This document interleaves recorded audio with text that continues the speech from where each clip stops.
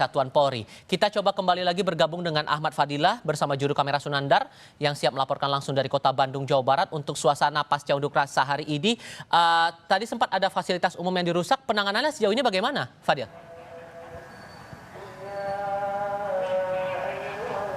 Ya, Tifal dan saudara, memang awalnya aksi unjuk rasa di depan gedung DPRD Provinsi Jawa Barat berlangsung kondusif, di mana massa datang langsung menyampaikan orasinya berbagai tuntutan. Yang pertama adalah keadilan bagi Afan Kurniawan, dan mahasiswa juga menjorokkan bubarkan DPRD. Tapi memang kondisi sekarang di pukul 18.00 lebih atau jam 6 malam ini, situasinya sudah mulai berubah.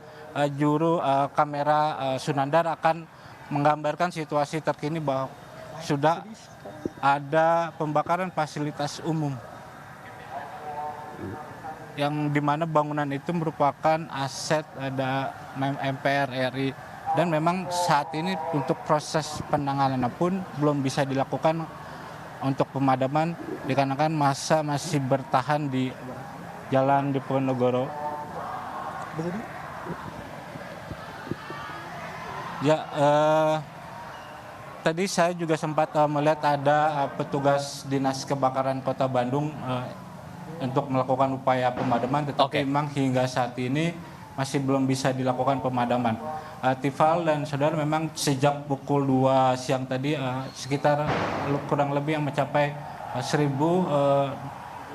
massa dari driver ojek online dan mahasiswa melakukan unjuk rasa di depan gedung DPRD Provinsi Jawa Barat. Baik, sorry saya potong di situ dulu, Fadil. Kami terpaksa harus menahan dulu laporan Anda sebentar.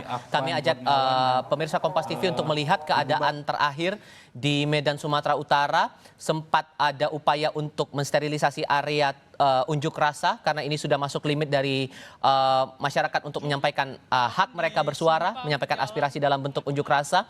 Tadi